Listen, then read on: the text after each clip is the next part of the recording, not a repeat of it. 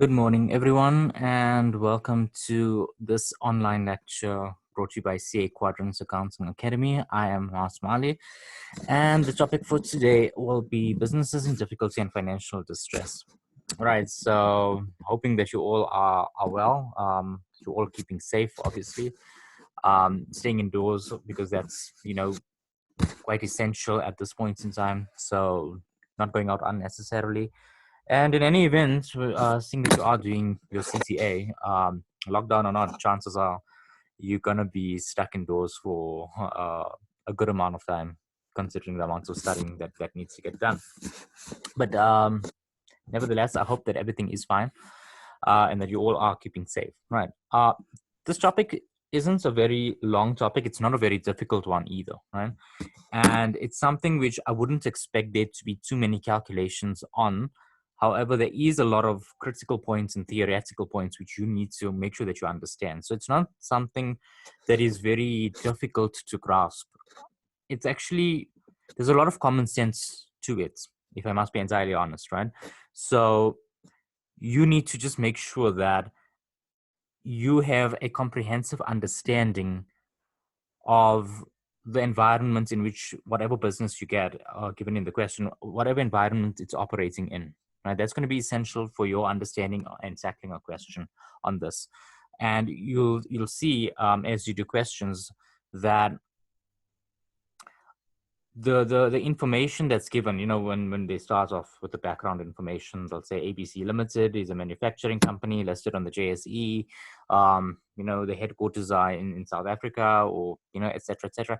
These are critical points. They're not giving you this information for the sake of it, right? Make sure that you use this type of information. This is what markers want to see in the question. So try and don't force it, but use it where it's relevant. Okay, because it's not given to you for the sake of giving it to you, right? It's given to you to provide context. So even if you don't use the information directly, you are going to use it indirectly, at least in some way, to build into your answer for another question. So for example, if a company is listed, you might not necessarily use the fact that it's listed for something, but you might say that, okay, given the fact that it's a listed company, there's certain regulations which might now relate to it. You see, so that's how you need to be thinking, But as you do questions, you'll start seeing that, right? And it becomes more like second nature as time goes by, right? So moving on with the presentation. Okay, so as you know, I always like to start off with a quotation, right? And this one I've selected, which says, "Success is the sum of small efforts repeated day in and day out," right? So this also highlights consistency, right? You're not going to just do one big thing and bam, suddenly you're successful. So whether it's CTA, whether it's working for someone, even starting your own business. So if you look at our company, right? CA Quadrants Accounting Academy, we are currently in a beta phase, right? We haven't officially launched yet, right? So we take on students on a limited basis, on a test basis, that type of thing, to sort of build up on what mistakes are we making, how can we do it better, what feedback are we getting, and it's taken a process of time. So every day we assess this, we get feedback, we see, okay, we could have improved on this, we can improve on that, that type of thing. So for us, in terms of a business context, that's how this quotation is relevant. For you guys doing CTA, obviously, you could spend the whole of today studying one topic and then leave it until next week. What's going to happen? You're going to forget about it, right? You're not going to remember it as well as you would have remembered it, for example, tomorrow. So by the time next week rolls around, you've forgotten a lot of the work. And that's obviously a problem, because now it's almost as if you haven't studied. However, if you studied little by little by little and you build on that knowledge, it's sort of, and it's repetitive. It just keeps getting cemented into your brain, and that's what you need to do with your studies. So repetition and revision. Revision is a key thing. Believe me, if you are not revising, you are going to fail, because if you studied something a month ago, you are not going to remember it as well as you would have remembered it a month ago. You are going to forget, and then the net effect of that is almost as if you didn't study it, right? So you got to keep on revising. You got to keep on revising. You got to keep on putting in that effort every single day. It's tiring, I know, but you just got to keep at it over and over and over and over again. You'll see gradual improvements, but that's where success comes from. Success it's not just a one-shot silver bullet type of thing, right? So if right now you're feeling down, if right now you're feeling like you don't know where your CCA year is, you're not sure whether you're actually moving forward, whether you're moving backwards, whether you are, a bit, stuck. I know a lot of students have used that word. They've said they feel stuck, and some are very frustrated. And I get that. I've been there. I understand how it feels. But you've got to remember that it's part of the process, right? You are not expected to feel like you've got a hold of your CCA right now, or that you at the end point. As you progress through the year, it's going to get better. Remember yesterday's quote, I didn't say it becomes easier. I said you get better, right? So that's what's going to happen with repetition. And I know it feels like I'm spending a lot of time on this motivational quote, but it's important that you get your mindset right. If your mindset is all wrong, no matter what you do, I promise you it is not going to be successful. Your mental state of mind, or, well, your mental psyche, or whatever the appropriate term for that would be, you need to make sure that it's a positive one, it's a motivated one, and that's actually where you are going to find yourself gaining successful sort of results from whatever you're doing. And positivity brings positivity. Some people are like, nah, we don't see that way, and and look, everyone's entitled to do what they want, but you've got to keep a positive mindset. If you don't believe you can pass this year, then there's no point. Why did you register? Why register for a course you are feeling that you're going to fail? Why would you fight for exam entrance at the end of the year if you don't have it, if you feel you're going to fail, right? So you believe that you're going to pass, right? So then pass. And it sounds simple, or it sounds like, well, it's not that simple, or but it actually, it makes a lot of sense.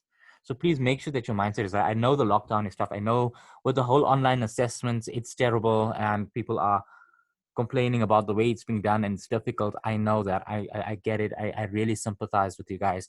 I would not have wanted to write my CCA this way. I would have wanted to have done it in the conventional method, because this has been, it's still so brand new. I'm not saying that it won't work in future, but there's a lot. You guys are sort of like the test group, that are going through this, and you know lessons will be learned from this. You guys unfortunately don't have a group before you where they could have seen, well, this went wrong and this is how we should do it, and so on and so forth.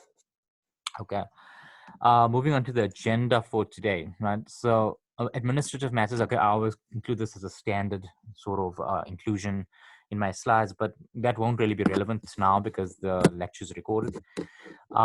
Businesses in financial distress, business rescue, other questions and conclusions. So other questions will be on Facebook. Business rescue, I'll just touch on it a little bit. And it's because it's a very topical issue right now.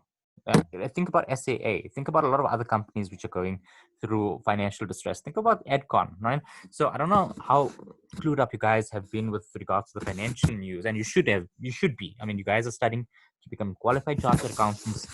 You guys are expected to keep up to date with not just your financial news, with everything that's happening, because it can affect the economy. I mean, something happens in the environment, it can affect the economy. I mean, say for example, there's wildfires in whether it's Australia or wherever else it is, the damage that's caused, maybe companies or factories, etc., get destroyed. How is it not going to impact the economy? So it's gonna have that. So you need to know these things, right? Legislation gets passed, you need to know about these things. So you expect to operate at this level. You're not going to wing it, and don't expect that, and don't wait for that, and don't even try that. Okay. So just make sure that you are on board with what I'm telling you, right? So the administrative matters, I'm going to skip straight through that, right? There's nothing really relevant here on this slide. I want to really get to the point, right? So looking at businesses in financial distress, so understanding the study approach, right? So firstly, learn the theory contained in your prescribed textbooks, right? Yesterday I emphasized a lot on theory. I did say that you need to make sure that your theory is up to standard, that you are aware of what concepts and principles are relevant with regards to this topic.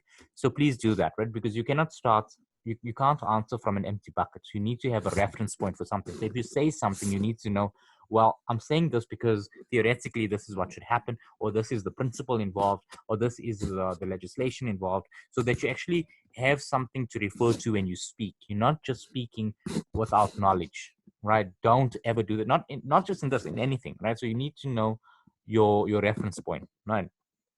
Then we said understand the principles involved or contained, right?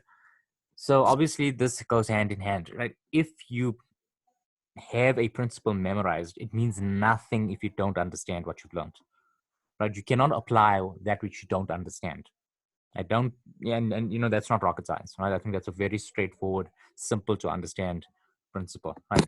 And then do questions to gain more exposure and practice the application of relevant principles, right? So when you're doing questions, a lot of people, and when I was studying, they used to tell me the same thing. You learn from the questions, you learn from the, and yes, certain practical aspects you learn from questions, because no textbook can cover every single thing, right? Every single scenario, etc., etc.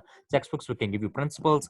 Some can give you a lot of, you know, scenarios. They might have a list, but it can never be a complete list of every scenario that you will ever expect to get in life, right? So if you have the principle understood, then you're going to be able to really do this in an efficient and an effective manner, right? You're going to be able to get the most out of your studying, and you're going to understand it. So it won't even feel like studying. It's going to feel like absorbing knowledge. That's what it's going to feel like, right? And that's what you want. Okay, so don't get overrun, or overrun's not the right word.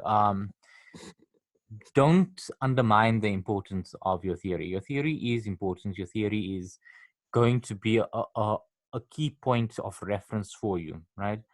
And your questions are to help you gain exam technique, to see how you treat certain scenarios, to get better at answering questions in a more effective and efficient manner. Because remember, you are on a timed assessment, right?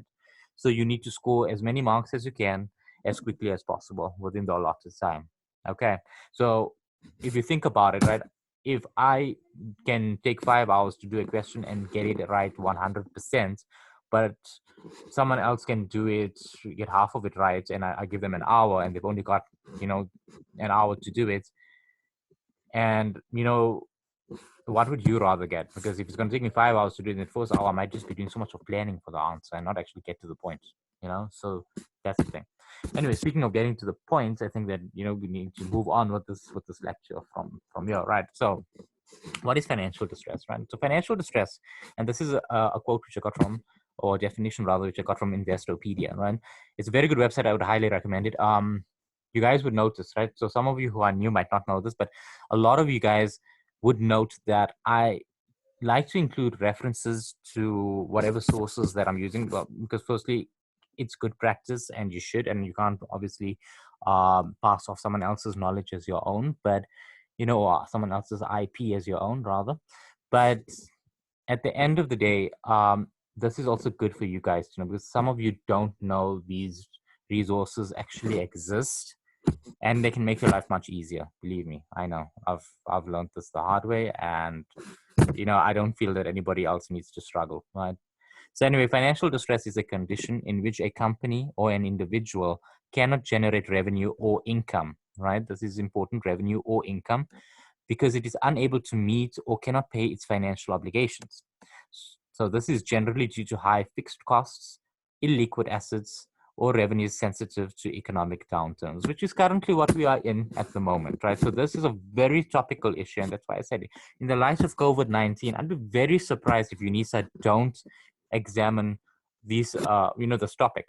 They might not give you calculations. I think that might be, you know, mixed in with your ratio analysis at a test level. So that's what I'm trying to cover, right? To get you prepared for the test. But basically, you need to see that the company that you are given in all likelihood is going to be in financial distress, and you need to be able to understand why it's in financial distress. They won't simply tell you. Very unlikely they're going to just tell you that the company is like directly like that. You know, they might just tell you that the company is struggling to pay its obligations. Then you already, you know, hey, wait, the company is struggling to pay its financial obligations. The company is struggling to repay its loan commitments or anything like that. It's their way of saying, hey, this company is or may be in financial distress, right? The companies, for example, they might say cannot generate revenue or income, that type of thing. So remember, it says revenue or income, right? So if it's struggling with either one of the two, remember, revenue and income are not the same thing. Revenue in the ordinary course of business, income not necessarily, and then wouldn't really be in the ordinary course of business. It would be, your I don't want to use the word passive income, but not your core activities, rather, right? So keep an eye out for that, right? Where is this company, and is the company in financial distress, and what are the key aspects that are or the key indicators in the question that are sort of guiding you to this, right? So we said it's generally due to high fixed costs, illiquid assets, or revenue sensitive to economic downturns, right? Now, high fixed costs will always be a problem because if the fixed costs are high, right? Now, in general, you don't want a high cost, right? But what happens when your production is low, right? And you've got these high fixed costs, right? You're gonna struggle to cover, right? If your production and your activity is high and you've got high fixed costs, chances are you've got a bit of a buffer which can help you, But if you don't have this, then you are in a bit of a problem because the thing is that now you cannot generate revenue to sort of cover these costs, right? You have illiquid assets, right? So these assets, well, this would be more like you've got a non-current assets, a lot of assets that cannot be sold easily. So inventories typically would be liquid, right? But if you've got inventories which are very difficult to sell, that would be an illiquid asset, and you cannot convert it into cash very easily, right? Some companies do that. They don't really have a lot of, inventories on hand. They've got more non-current assets, and at such a point now they're like, well, we can't sell anything to actually generate income. We've got all these non-current assets, and you don't just sell it on. Even if someone wants to come and buy a non-current asset, like a building, for example, it's not like selling inventory over the counter, done, you get payment. A building you sell, it's not quite like that, right? So it takes time to convert it into cash. Okay, and revenue is sensitive to economic downturns. So in most revenues would be sensitive to an economic downturn, especially when there's luxury items involved, right? So if you look at our current scenario with COVID-19, right? Grocery stores are surviving because everybody needs to eat, whether things are good or bad, right? You need to eat, right? But everybody doesn't need things like furniture right now. Okay, everybody doesn't need things like electronics right now. Everybody doesn't need. Okay, well, it's winter, so people will buy clothing, but you're not going to find people going and buying high-end stuff. They'll probably buy what they need. And chances are, if you have winter clothing, you're not going to start looking to buy more winter clothing at this point and putting your money in there. You're going to start, putting your money in things which are more essential for you. So that's going to depend on the company and what it's involved. But think about it in the light of COVID-19. You've got the answers literally all around you, right? Because with what's happening in COVID-19, a lot of companies are going through financial distress, and it is because their revenues are sensitive to what is going on now, and the economy has really taken, not just in South Africa, but globally, it has taken a turn on a downward trajectory rather than growing, and a lot of companies are finding it a bit difficult as a result of this. Okay, so that's easy enough to understand. I don't think that we need to dwell too much on that, but think about it always, what's going on around you. Think about it in that light, right? So when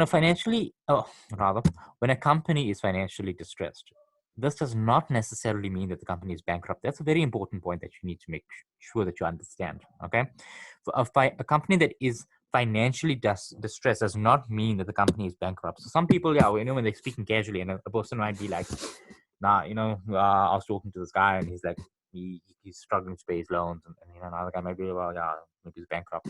No, when you're financially distressed, it does not mean that you are bankrupt. If a company also announces that they are struggling to meet their loan, it does not mean that they are bankrupt, but however, it means that they are struggling. That's what it means, right? So it usually is, just before bankruptcy. So it sort of, at some point, I think like bankruptcy would be the next point afterwards. Unless there is some sort of turnaround that happens. But in the absence of that, you know, you've got to really, understand it and evaluate it properly. So you cannot conclude that no, the company is financially distressed, therefore it is bankrupt. So please, in your questions, please, guys, please, if the company is financially distressed, don't say that the company is bankrupt. You cannot conclude. You cannot make a conclusion like that. Okay, please. It sounds ridiculous, and some of you might be watching this lecture and thinking, "Well, I don't do that." You may not, but trust me, there are a lot of students that don't know the difference, right? And if you are one of those students that don't know the difference, don't feel too hard on yourself. Don't, beat yourself up about it. This is why you are learning, right? You are meant to learn. So you make mistakes, you learn. Now you know. That's it. It's done, right? So make sure that you remember this point, right? And I've just included the bullet point at the bottom. You said that it does indicate that the company or individual cannot generate revenue or income and can't meet its financial obligations, right? So that was the same as the previous point. So now this is a very important slide, and I want you guys to really pay a lot of attention to the points here, right? So there will be indicators. Now, the question will never tell you that the company is in financial distress, and even in real life, you're not going to just come into a scenario where the company is in financial distress and the person's going to flat out tell you that, right? You need to make this assessment, or you need to evaluate this based on certain indicators, right? Now, this isn't a complete exhaustive list, but it's quite a good list, right? The first thing would be poor or declining profits. So obviously, if the profits for the year were poor, that would indicate the company, yes, it's in financial distress. Maybe they even made a loss this year, right?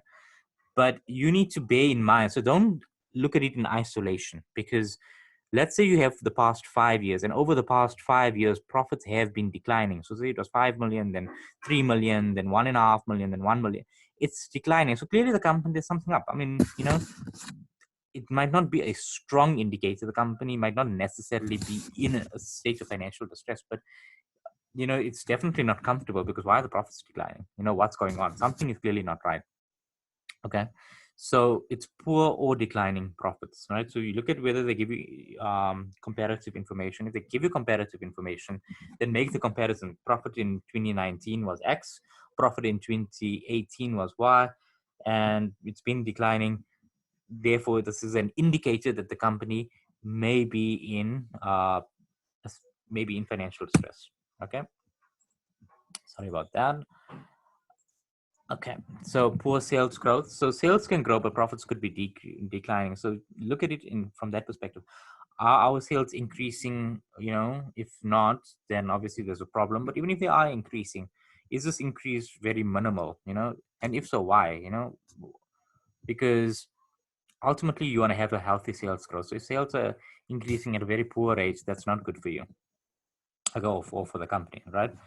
And then the next one is declining sales, which is, straightforward. If revenue is decreasing, you've clearly got a problem, right? I don't think that much more needs to be emphasized on that.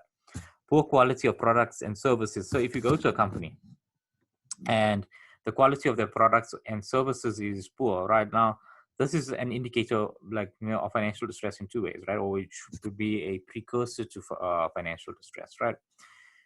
If you go buy a cell phone, for example, and the quality is terrible, chances are you're not going to buy that brand again, right? You might even want your money back immediately, but you are not going to want to buy that brand again. And that brand is going to get a negative reaction in the markets. The reputation is going to be bad, and people are going to start, I wouldn't say boycotting, but they would not support that company. They would say, "No, well, the quality is not good. We cannot buy it." But then that would lead to another question: that is this company deliberately just creating poor quality products to try and just make a quick buck, or is it that they actually just don't have the money to invest in a proper quality cell phone or product, or smartphone rather, not cell phone, right?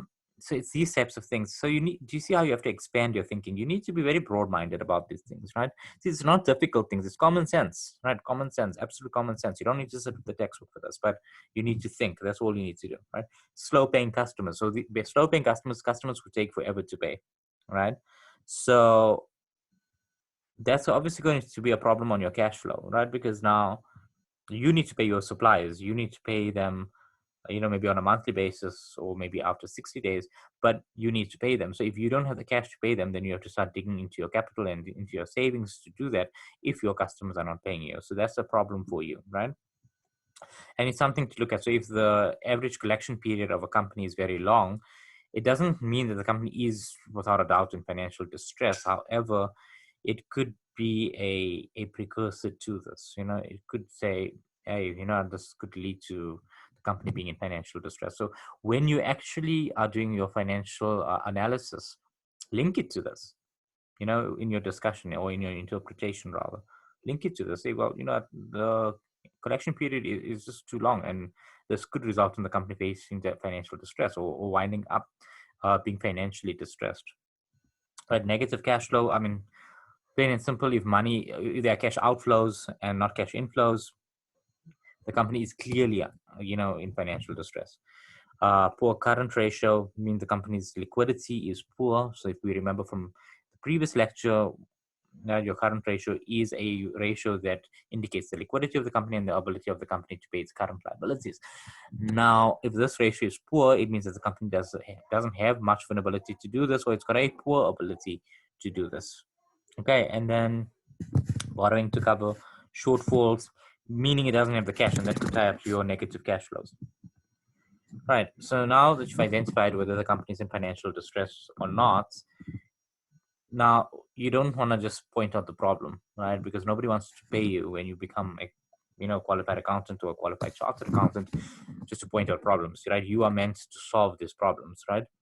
And there are two common approaches. So if you've identified that, well, based on my list over here, company ABC is actually financially distressed. Now the company's got one of two options, right? Either cost cutting or a restructuring. Cost cutting, on the next slide, right, is the most important or the most common approach. I won't say it's the most important approach. I'd say it's the most common approach that gets applied. And you need to use this as a sort of a I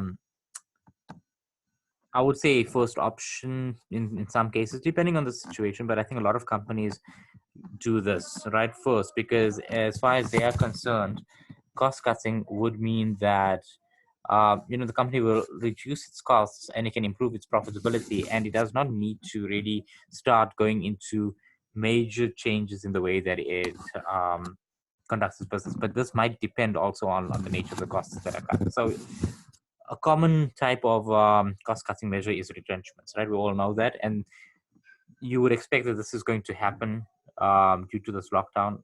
Whether we are happy or not, well, no one can be happy about it, obviously, but you can anticipate that this is going to be the case, right? Cutting back on salaries, meaning that people don't get paid a full salary, or they get paid a much smaller amount than what they would be getting paid. Companies might be saying that we will pay them a smaller amount, or trying to renegotiate their salary uh, packages or their remuneration packages.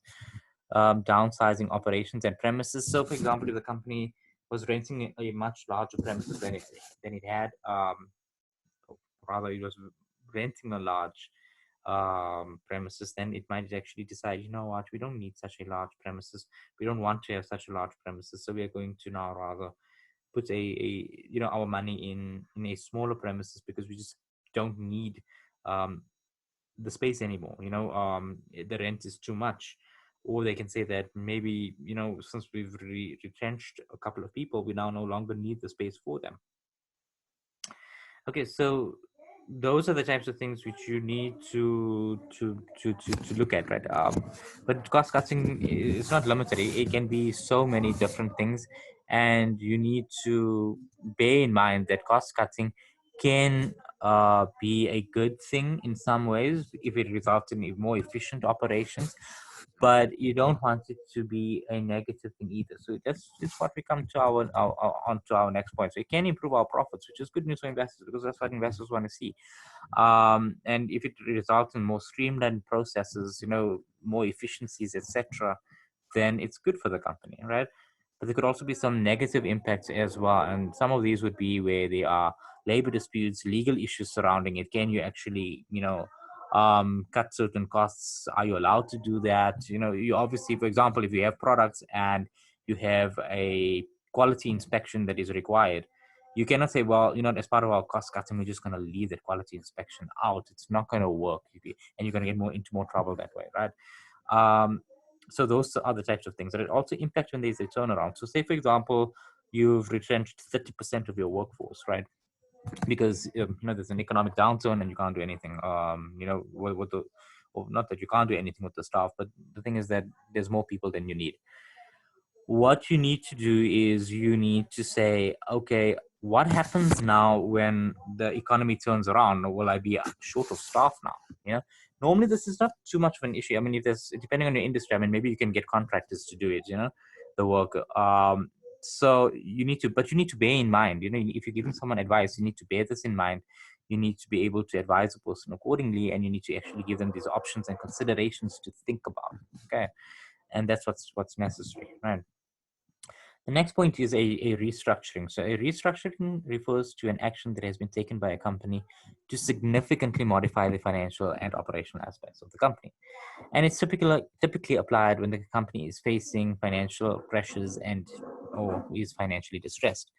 So an example of this is that if the company has a lot of debt, we could convert it into equity, and we could say, well, we've got our balance sheet, we're owing our, banks a lot of money. So let's say, we're owing them $1 million. We're like, okay, look, dude, or not dude, we go to the bank and we tell them that we're unable to actually pay you guys this million rands. It's going to be of a squeeze for us. So what can we do? Can't we rather give you guys shares instead? And depending on the bank, they might go, well, okay, fine. We'll say we'll settle for that. So now we've got an investment in the company. So look at how Edcon went about the whole business rescue thing. I think that's a very good reference point for you guys to research. So make reference to that. Look at Edcon, right? And then operational. Okay, so that's another thing. You might decide, okay, well, we've got 5 lines of business. We actually don't need this one, particular line of business. So, for example, if you look at Game, right, or let's look at Messmart. Messmart have decided, well, Game no longer needs to be selling food and grocery items, right? So that's now not going to be a thing for them anymore, because as part of their processes and their restructuring and their turnaround strategy, they've decided that this isn't actually viable for them anymore, or it's not as viable as they want it to be. Other things could be where, say, if we look at how Edgar's moved Boardmans into their stores. So they had, the Edcon group has Edgar's, or had Edgar's separately, and they had Boardmans separately. And then they decided, well, instead of having, an Edgar's in a mall and paying rent and a Boardman's in a mall and paying rent, let's rather not have Boardman's. I think it was Boardman's. If memory serves me correctly, right? But yeah, I think it was Boardman. And they rather moved it into their stores, and they're calling it Edgar's Home, for example, right? So do you see? So now they're saving on that rent. Okay, so those are the types of things that you need to think about, and that's what you can advise a company to do. So if they can sell it all under one roof, rather let them do that. It saves them rent instead of paying rent all over the shop. Okay, if especially when it's not viable for them to do that, and that's pretty much all that you really need to know right now, for the purposes of test 2, at least, but actually even in general, it's not, if you can think about restructurings along these lines and understand exactly what it entails and give advice on this is common sense, you will be fine in the question, and chances are you are going to get a theory question either now or in the exam, which is going to ask you, how can the company restructure its operations, and you'll get the balance sheet, you'll get the income statement, and then you'll see, well, if the rental expense is high, what can the company do? If the, for example, debt levels are high, then as we said, we can convert that into equity. Obviously, think of the legal ramifications around these things as well. Okay, what are the Companies Act requirements, for example? What are the taxation consequences and implications? Those sort of things, right? Put these points down. These are the points which we want to see and that don't actually come through, right? So, and these are what score you marks, and you, unfortunately, a lot of students don't get these, right? And it comes with exposure. So you've just got to keep giving yourself that exposure. But yeah, these are the types of points you need to have. Okay. And the final point which I was going to talk about is business rescue. So with business rescue, it's a very topical issue right now. You don't need to study the section or have a huge detailed knowledge about business rescue. That's not what you need to have at this point. If you do, I mean, it's all the better. I don't think anybody's gonna object to to you having that type of knowledge, but you don't need to actually have it at this point in time. What you do need to do, however, is that you need to ensure that you understand how the business rescue process is relevant right now and how it actually works and what it actually is. So if you look at SAA's business rescue process, what are they trying to achieve? And look at the Companies Act requirements. So, for example, you would place a company into business rescue, right? Depending on how severely financially distressed it is, and then from there, talk about the Companies Act requirements. So, you guys are going to have your Companies Act with you, right? Make sure that you actually have your section on business rescue highlighted, and that you actually know how to apply this. It's very good. It's very good to actually include it in your answer. It shows a lot of competence when it comes to this sort of topic, because it shows that you're really thinking out of the box, and this is what people want to see. So think about these things, right? Put it in the question, right? Or rather in your answer, and you'll see just how comprehensive your answer would look. So it's not just about writing and writing and writing. It's about writing the relevant things. Okay. um and that's really all on business rescue that I wanted to touch on it, right? If you can make reference to the legal requirements and say the company needs to comply with these things, and just talk about it and say, okay, well, if the company's in business rescue, then what does this mean for the company? And then look at the Companies Act and understand what the implications of this are, and you'd be amazed at how much you can get to write. Okay. So exam technique, your reading time, I would say, like yesterday, look at your ratios. If you can do some sort of ratio analysis to it, it's going to save you time as well. It's also going to indicate whether the company is or may be financially distressed. So make good use of your reading time. Your time management, I've always said that it's 1.5 marks, or 1.5 minutes per mark rather. So just make sure that you stick to that and move on. Don't leave any questions blank. Make sure that you use your time effectively and efficiently, and doing questions and actually getting a proper way to answer your questions, instead of doing it one way, scratching it out, and then trying it another way. And that's not what you want, right? So make use of your time effectively through those means, right? Using your reading time properly, seeing if you can get at least some sort of ratio analysis and critical points highlighted and done, and obviously having a proper structure when you are answering. What can be asked? Pretty much going to be a theoretical type of topic. There would be ratios which you might need to calculate ratios to justify your answer. That's a topic away, and that's pretty much what your questions will revolve around. So there will never be a direct thing. They won't ask you, is the company financially distressed? They might say, comments on the financial situation of the company. That type of thing. It's going to be an advisory type of thing, right? Very likely. How to answer this question? I mean, we've been discussing it all the time. So use the information that's in the question and relate it to your answers all the time. So if a company is financially distressed, make mention of that. Base it on your calculations. Say, look, with reference to the balance sheet, this is why the company is financially distressed. Look at the ratios that have been calculated. You can even say that the norm should be 2:1, for example. It's way below that. Industry comparisons also indicate that the company is struggling, so there is clearly a problem. And then also look at the legal requirements around it. So, for example, if the company is a company, then obviously the Companies Act is applicable. If it's a public company, and it's listed on the JSE, what are the JSE regulations relating to this? Are they, things like that? Think about these things and put these in there.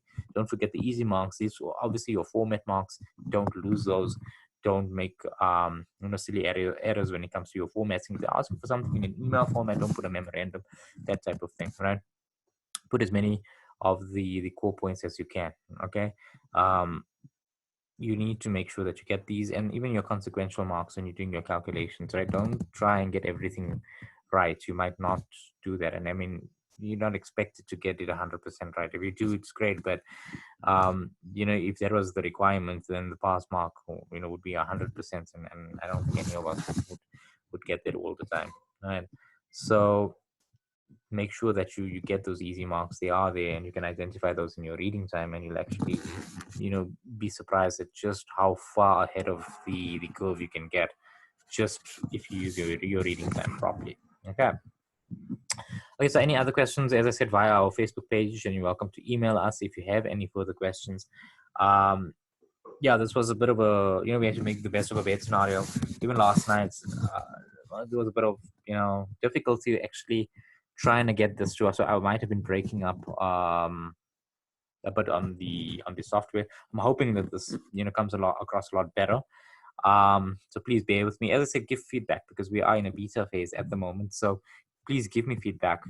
What can we improve on? What can't we improve on? We are sort of tailor making this for you guys. So if we are not doing something that you guys feel, well, you know what, I would have liked it if you had covered more on this topic or that topic, let us know so that we can actually assist you guys. And going forward, we'll incorporate it into our videos and all our tutorial material. But obviously, if, we can only know that once we've received that better feedback. So that's it for this lecture. Actually, as I said, it's not a difficult topic. Maybe it's a topic that doesn't get much attention, so it might seem difficult or seem very abstract, but it's quite easy, and it's quite a nice topic in my opinion. I would really recommend that you guys go through your theory properly, and you guys just think about it in terms of the coronavirus and what's happening. Really, look at SAA, look at AdCon, refer to those, understand what's happening there. Google that. You will, I think that's a very good departure point for you guys to get a practical sense of how a restructuring works, how business rescue works, and the indicators of financial distress and the actions that are taken to address this. Okay, and what might lead to the company being financially distressed. Other than that, thank you very much for your patience, for your time, for putting up with the technical issues which we've had. I know it's very frustrating. You guys are probably very frustrated right now anyway, with all that's happening. So I do appreciate it. We, the rest of the guys here as well, we really appreciate it. We hope that your studies continue to go well. You guys just need to keep it positive, and that you guys, just persevere and keep it consistent. So for those of you who have registered for the future lectures, obviously I'll speak to you in those lectures. I'm thinking that what I'll actually do is, now that these lectures are recorded, just make them available on that type of basis. So yeah, as I've said, thank you guys very, very much. I really appreciate it, and all the best with your studies going forward. And please feel free to contact us should you need any help. All right, cheers.